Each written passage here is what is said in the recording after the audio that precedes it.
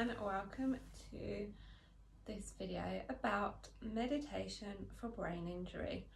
I'm Nikki, and 7 years ago I had my sixth and final stroke followed by brain surgery, and since then I've been on a journey to help find a way to heal myself, recover from the stroke, the physical side of it, the emotional, the mental side, everything that comes with the after effects of stroke, when your life has just come crashing down around you.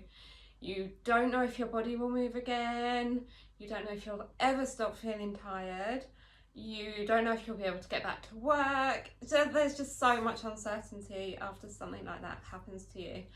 And I managed it. It's been a good long journey, but I've managed to get myself back to work, get healthy again, and just find some peace and calm. And I found all of that through yoga and meditation. So really wanted to quickly talk to you today about meditation and brain injury. Meditation is going to help you in so many different ways. It's going to really help your life. It's going to help you to be calmer. It's going to help you to become a lot more present, a lot more mindful. It's going to take you away from the daily stresses. It's going to take you away from all that worry and fear in your mind. But also, it has been shown to change the structure of our brain. Meditation has been shown to strengthen the prefrontal cortex, and it's been shown to shrink the amygdala, and this has been shown in MRIs and studies. It can help reduce epilepsy and just so many things, so it's gonna help you. But I hear from a lot of people, yeah, meditation is hard. I hear that meditation made me a lot more frustrated, and I get that. I hated meditation for a really long time. I've been practicing yoga for 3 years now, and I love it. And I love getting on my mat and flowing or doing something slow. I have never loved meditation. And when I got to India this year, in January 2020, I was really frustrated with myself, with the meditation. I hated meditation class. I would just sit there wishing it was over, and then I would be the first one up and out. And I'd look at the other girls and think, how are they doing it? So I understand, I know that meditation is frustrating, but it is going to change your life. And it's only in the last 6 months that I've really started to use this practice daily. And what you have to remember is meditation is a practice. You are not going to be able to sit down and reach enlightenment day one. You're not going to sit down and even be able to meditate and clear your mind on day one. And you have to remember that, because it's when you're not remembering that you're going to start beating yourself up. You're going to sit there really frustrated, and you're going to start wondering why you can't do it, and you're not going to want to do it, and you're going to stop trying. And that is what you don't want to do. So you want to find a way to make meditation work for you. So I just wanted to share with you the way that I found for me. After all this time of trying on and off, working with yoga teachers, working with my yoga teacher here, working with my yoga teachers in India, working online, trying guided meditation, none of it worked, none of it stuck.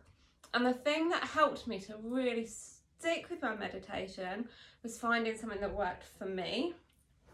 So first of all, you want to get comfortable. The main aim of yoga is to find your comfortable seated position for, not the main aim, there's tons of aims, but we want to find our comfortable seated position for meditation. So you want to get a cushion, a pillow, quite a thick one, books, anything, and you want to sit them under your seating bones. So it's just going to raise your hips a little bit and just open them out. Try and find some comfort there. You can maybe find your comfort in a chair if that's better for you, with your back up against the wall. You just want to try and have a straight back. And for me, the thing that really just helped me to come to meditation and away from the frustration was just focusing on my breath. knowing that I don't have to do it for very long at all, knowing that it doesn't, you can't get it wrong, because meditation is for you. So all I want to simply show you is what I do. And I just come to myself, I come to my body and my breath. So I sit in my comfortable seated posture. I always have my palms up. Again, this is something you can play with yourself, because whether you have your palms up or your palms down does make a difference to your breath, because it changes the diaphragm. And you can experiment with that. Try breathing deep with your palms up and breathing deep with your palms down, and you will notice a difference in the breath.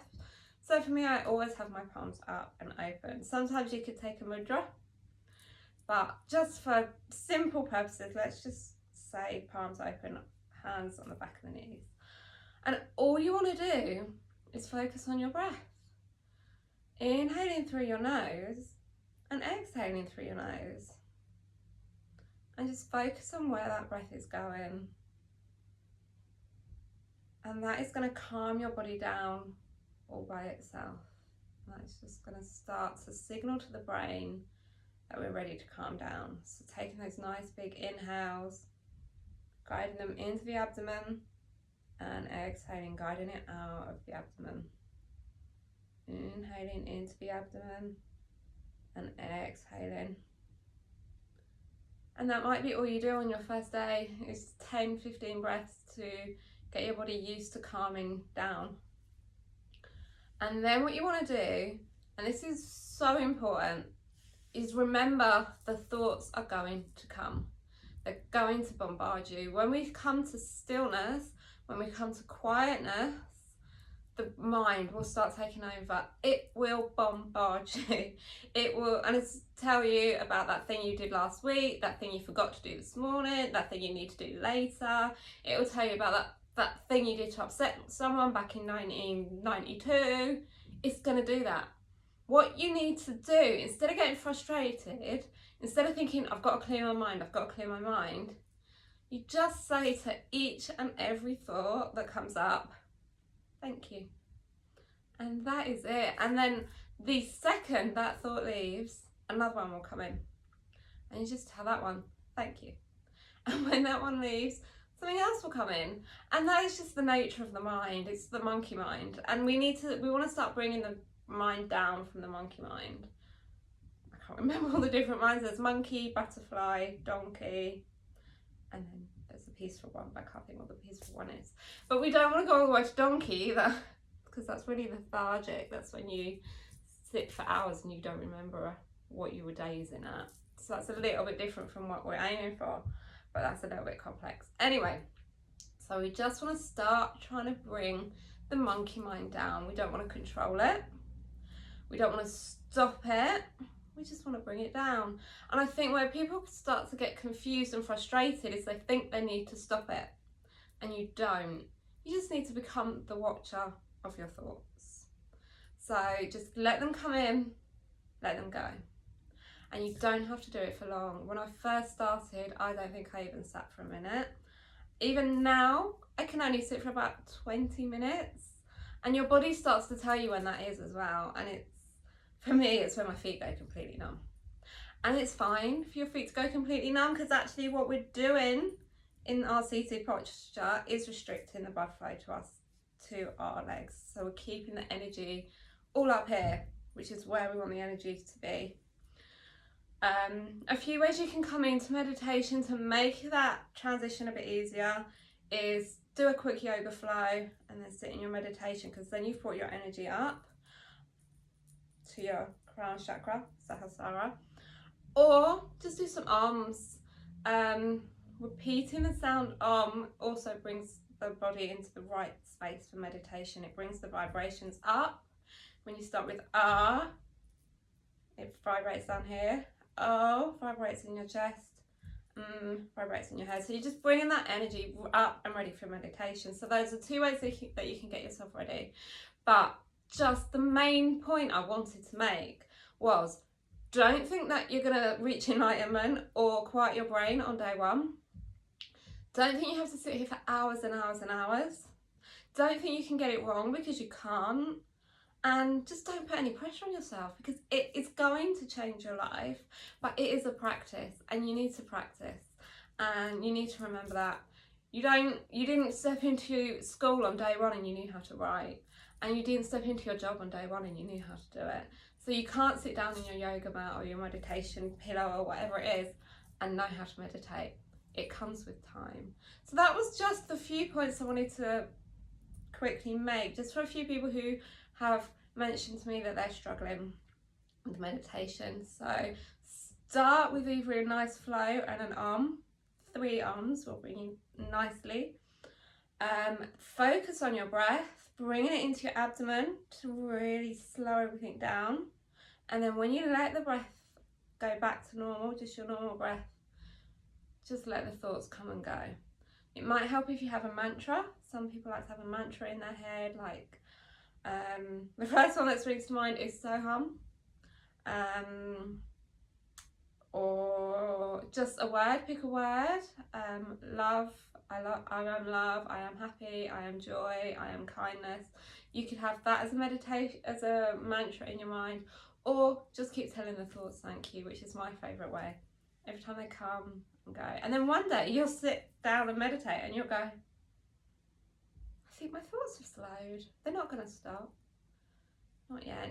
I mean, look how long monks and Buddhists and people like that take to reach enlightenment. You're not going to reach enlightenment on day one in your living room. So don't beat yourself up trying to do it. For me, my aim of meditation isn't enlightenment. My aim of meditation is to just be really present and come to myself. And if one day I reached enlightenment, that would be a bonus. So try and let go of the destination and just enjoy what you're doing, because it is going to change your life. It's going to help your recovery and your journey. It's going to change everything. So I just really wanted to share that, and hope that it helps people who've been struggling with meditation. Message me if you've got any questions at all. I'm by no means a meditation expert, but I just wanted to share how I have slowly come to find my own meditation practice, which is I can't believe how quickly it has changed my life when it's become a daily practice rather than something I do here and there. Anyway, this video is going on much longer than I planned, so namaste.